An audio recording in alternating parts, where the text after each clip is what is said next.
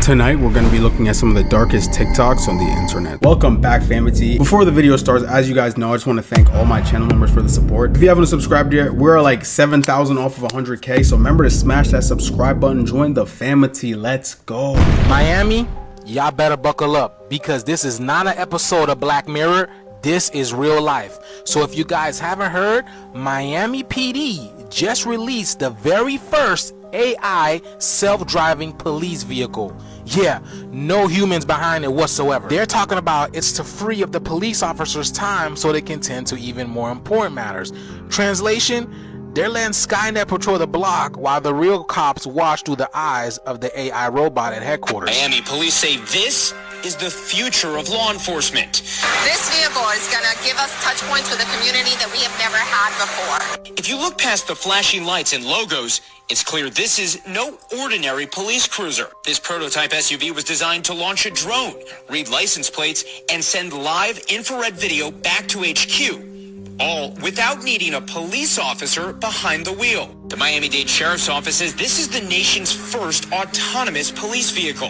The South Florida Department is rolling out the experimental vehicle thanks to funding from the policing lab. What we're ultimately trying to do is to give the sworn officers the capability to make the best decision out there. For now, Miami-Dade will essentially take the vehicle on a PR junket, seeking community input before it regularly patrols neighborhoods.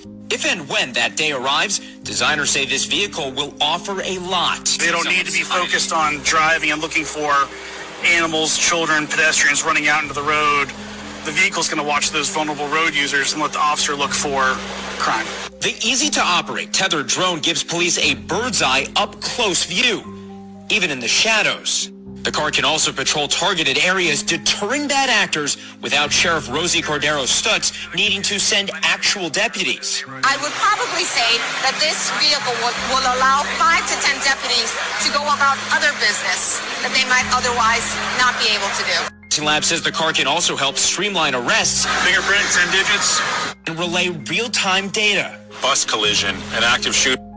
You position this vehicle, and this information can be fed directly back to a command center for decision So picture this, you're in Little Havana or in Wynwood chilling and vibing, and all of a sudden a car pulls up with lights and sirens, and then you look in the vehicle, you see no police officer, and it's telling you to wait right there until a real police officer comes. What are you gonna do? Are y'all ready for RoboCop in real life? Skynet in real life, y'all? They've been telling us through these movies, and now it's rolling out right in front of your face. What are y'all gonna do about it? This ain't no movie anymore, y'all. This is real life. What do you guys think about this video? Let me know down in the comments below. The shift is here. Let's continue to get it. Peace in. I feel like most people in that situation would literally just get up and run. Unless the AI police has some like paralyzed serum or something. Okay, this video was recorded from an Argentinian Navy aircraft. The lights on the ocean here are 300 Chinese shipping vessels, which go off the coasts of countries once they're in international waters, and they go crazy. They do this off the coast of the Galapagos Islands, all over the place, especially third world countries. They go to third world countries, they don't even have much of a navy at all, and they fish all hell out of that freaking ocean, man. And this is the same thing off the coast of Peru. Chinese fishing vessels arriving to fish everything they can. And notice they stay outside of the zone. So they're not technically in Peruvian waters. They're at the very edge and they get everything they freaking can. Now, I know that in China, a common greeting, we have like, hey, how you doing?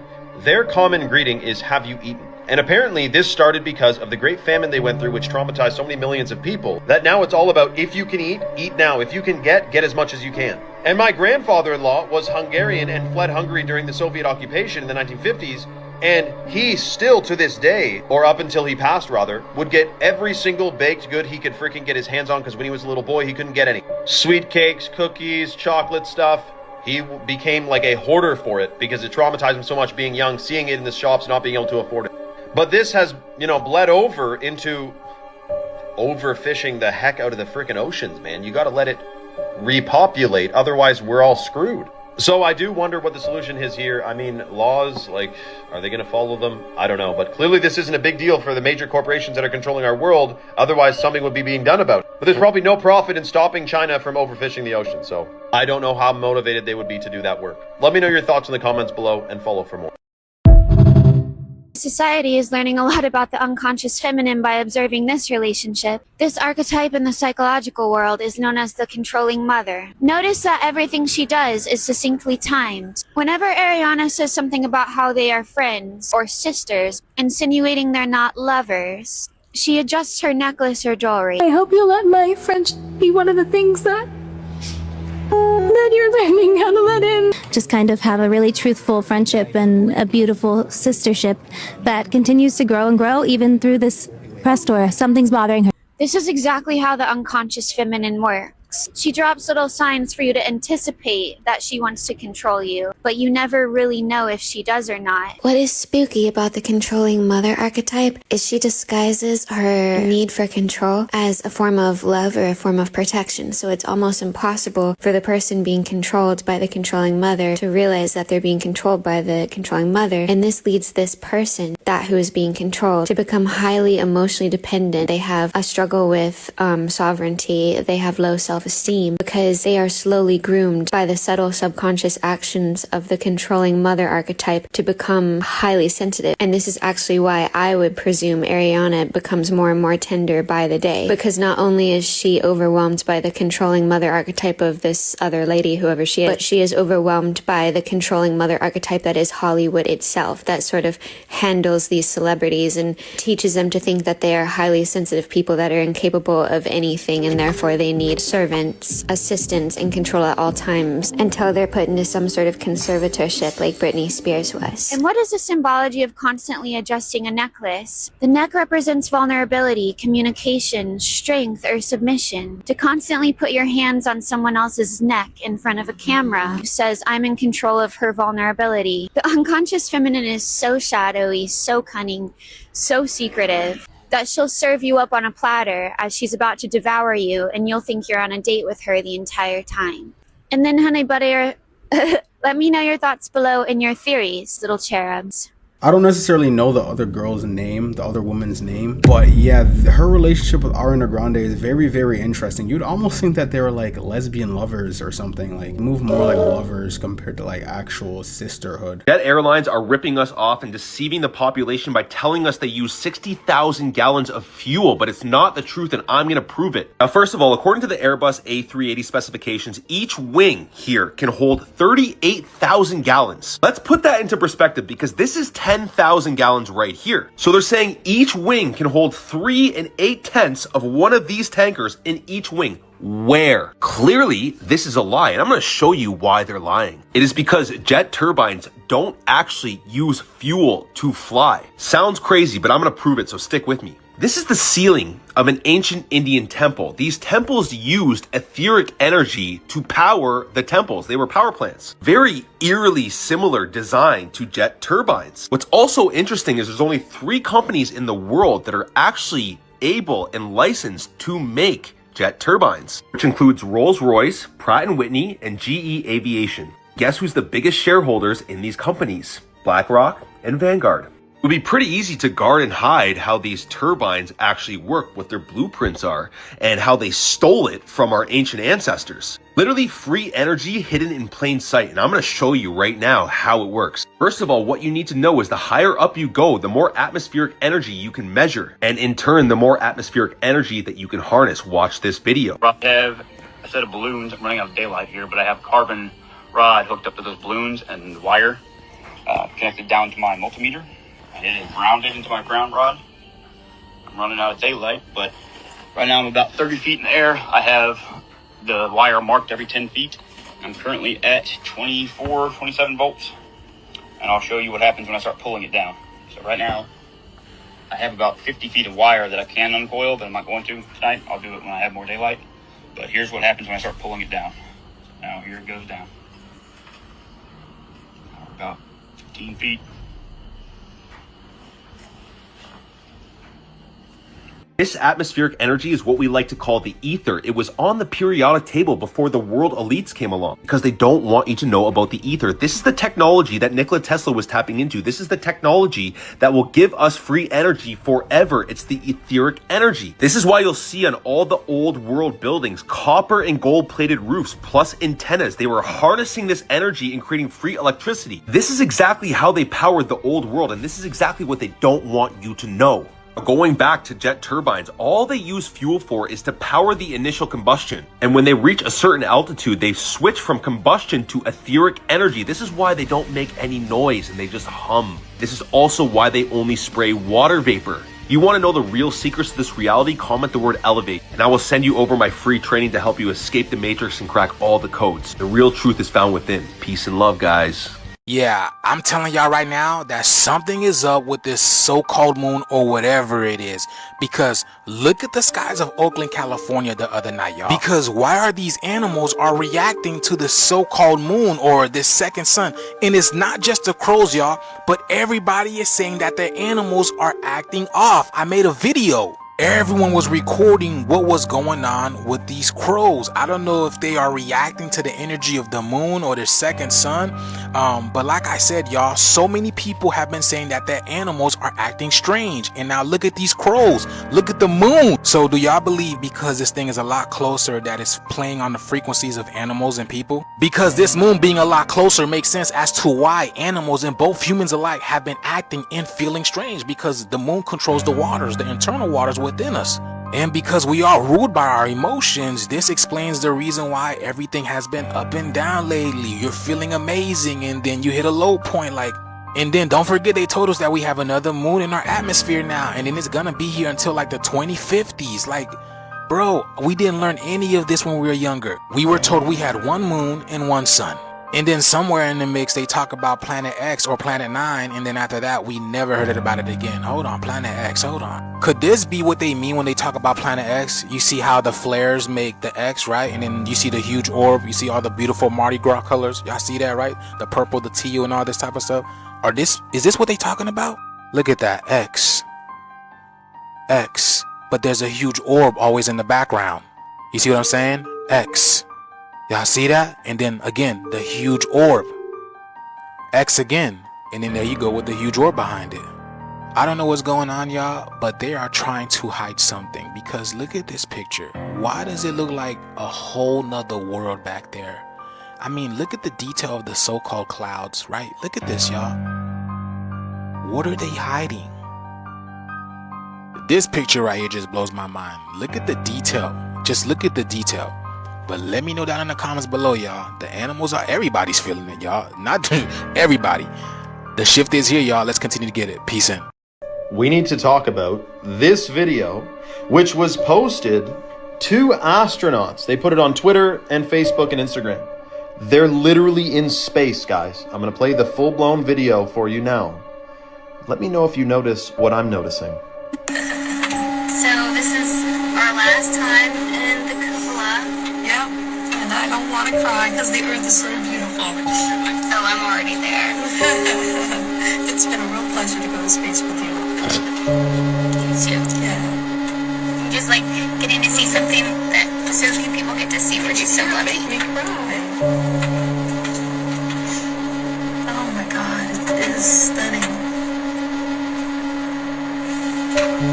It's just so beautiful.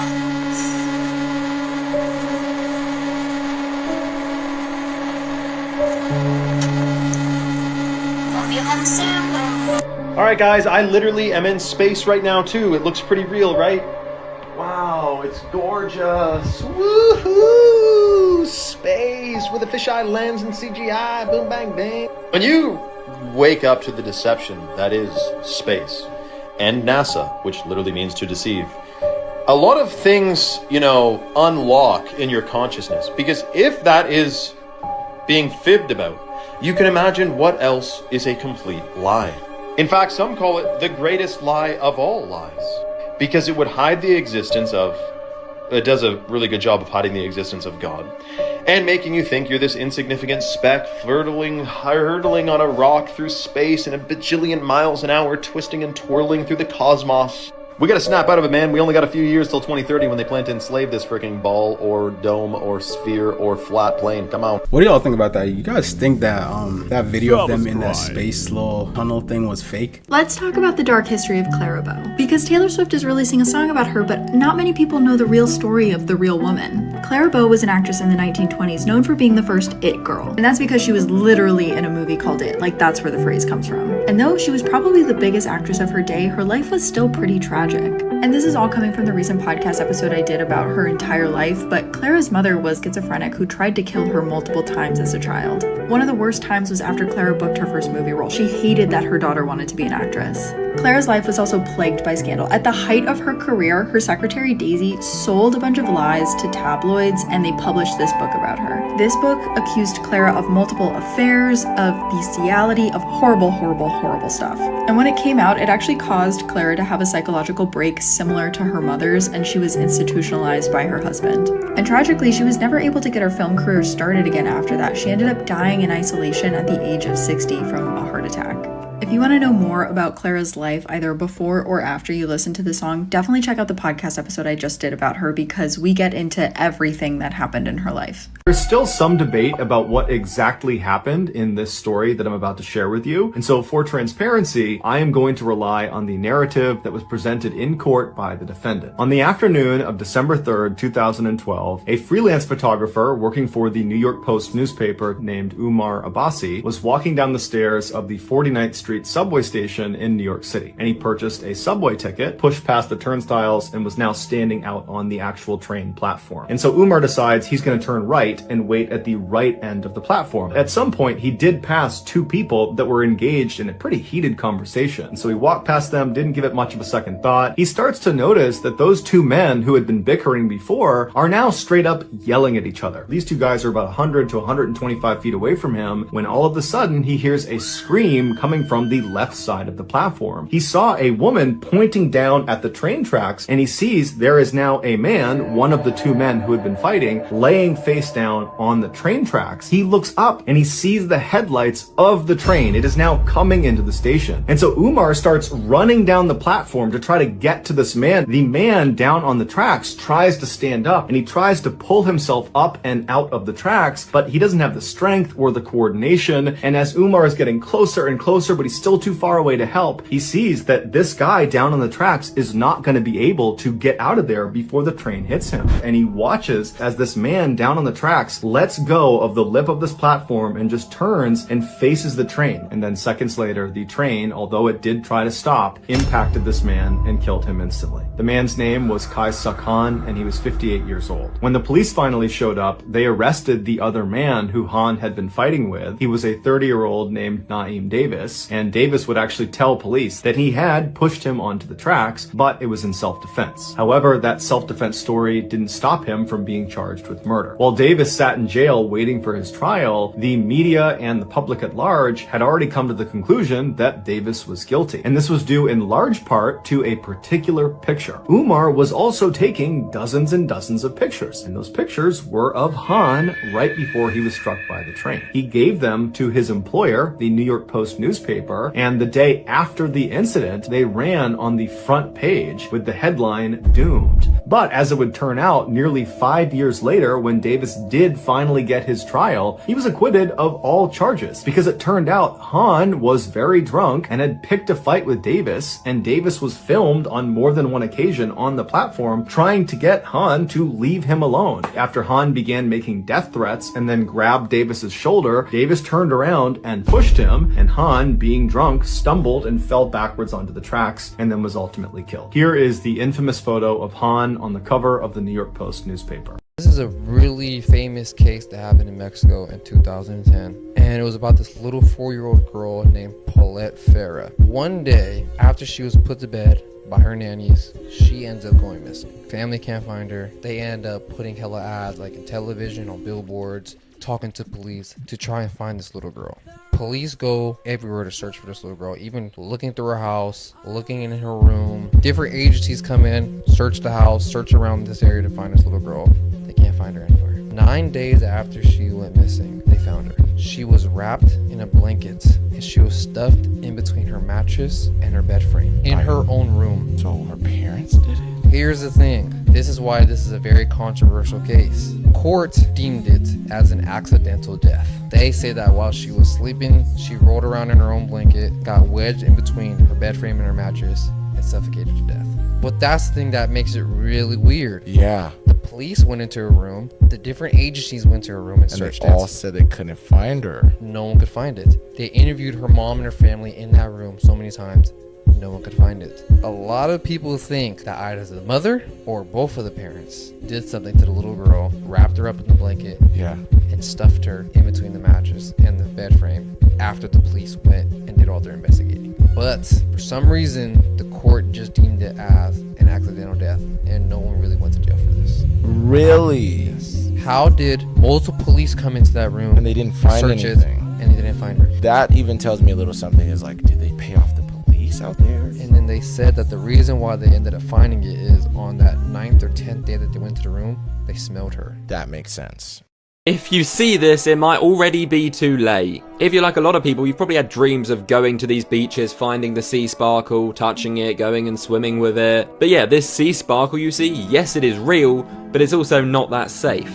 So this is actually caused by bioluminescent algae, which of course isn't great, especially if you're going to ingest or touch it. It's these microscopic algae, which is dinoflagellates, don't know how to pronounce it, but they are what cause this amazing phenomenon, and yeah, it's amazing to look at. But a lot of people want to put their hands in it because it has a cool sensation, or they want to actually go swimming in it. But people have actually been evacuated from beaches for swimming in it because it's actually quite dangerous. When it blooms and obviously gives this amazing effect, it actually releases highly toxic chemicals, which of course are not great for you if you're going to be swimming in it. And it literally poisons the water or the sand, depending on where it is. Although the glow looks gorgeous, it's actually a warning sign sent from these little guys who are basically saying, hey, we're about to poison the water, get out. And yeah, it can make you quite ill if you were to digest it, or if you're touching it, come out in a lot of rashes or cuts and things like that. So just stick to looking at it, don't swim in there, mate. Candace Owens was dropping bombs tonight on her most recent episode, Why Are They Lying About Charlie Kirk, revealing that Bill Ackman, one of Charlie's biggest donors,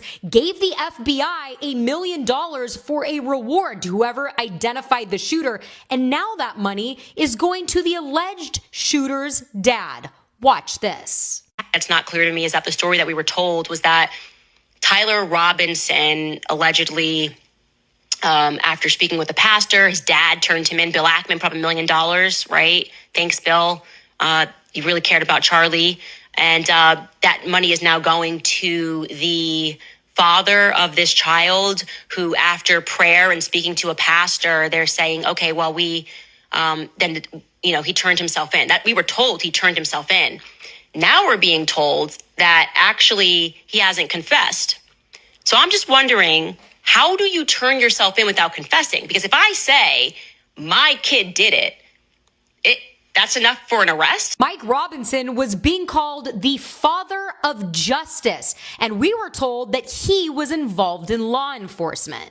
But now we know that's actually not true at all. In fact, Matt Robinson operates a family-owned construction company. The Washington County Sheriff's Office even had to issue a statement to clarify, saying Deputy Matt Robinson is not connected or related to the individual apprehended last night. But of course, the media wanted you to think that he was. Now, Candace Owens made many other claims about Bill Ackman on this episode, and he has taken to Twitter to vehemently deny all of them. But he hasn't denied this. I mean, it's totally normal, right? For just a good dad to turn in his son and then get $1 million. As always, I want to hear what you think about all of this down below.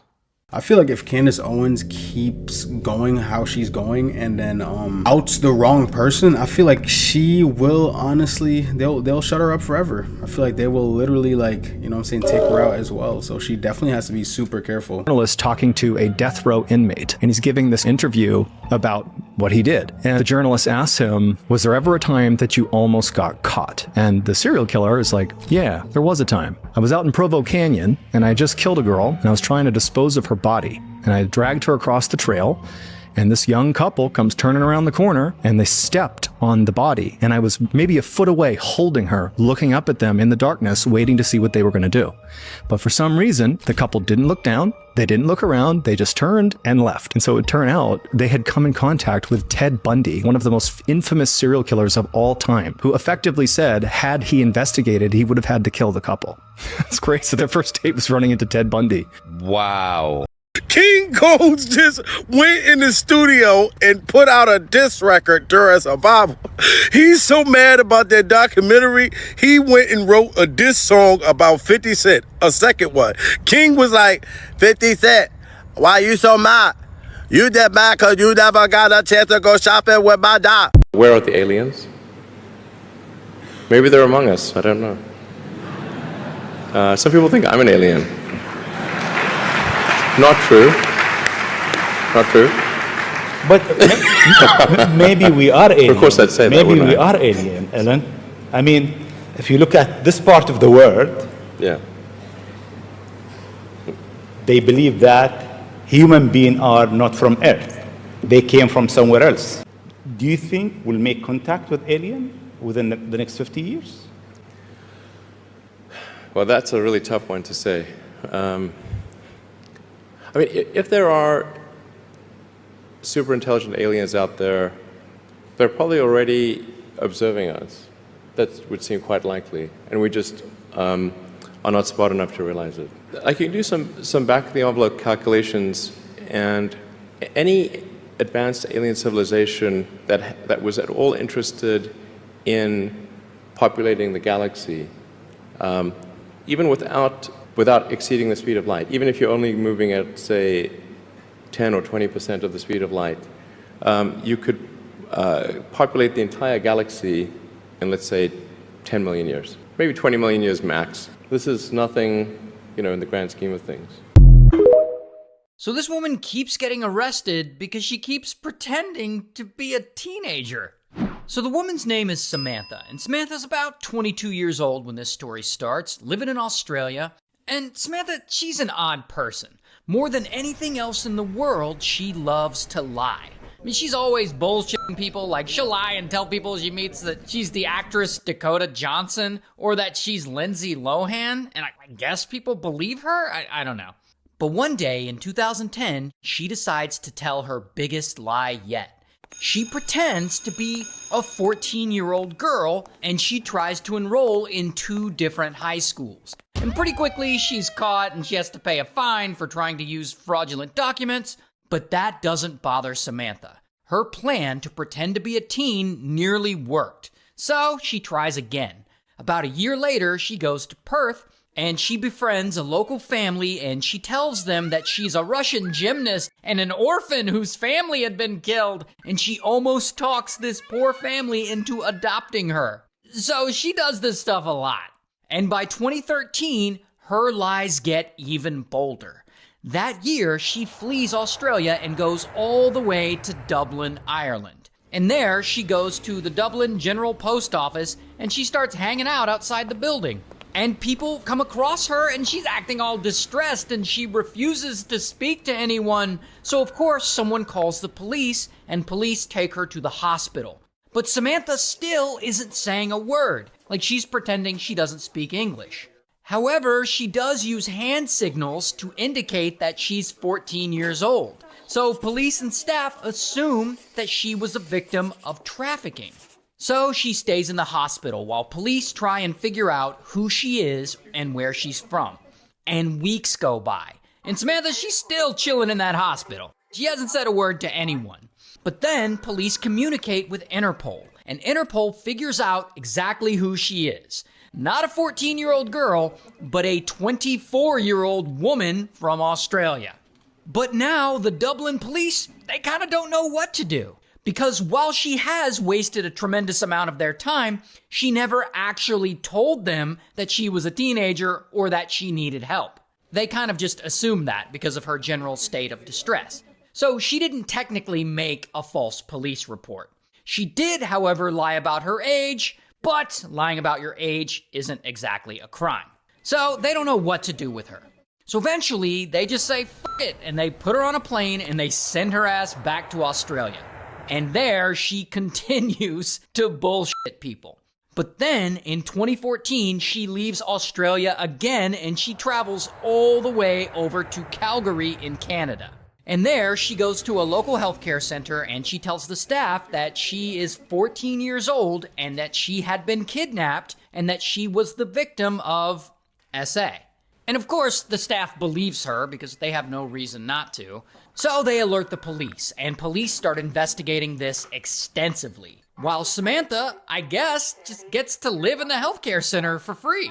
And weeks go by, and Calgary police take Samantha's fingerprints and they submit them into an international database. And boom, they get a match. A match in Dublin, Ireland. So then the Irish police let them know that the person they have in their custody is not a 14-year-old girl, but rather a 26-year-old woman, a con artist. And so Calgary police charge her with public mischief, and bam, she spends 2 months in jail before they deport her back to Australia. But Samantha, she's not gonna let a little jail time stop her. No. She loves lying to people way too much. So in 2016, she goes to Sydney, and she pretends to be a 13-year-old girl wandering the streets.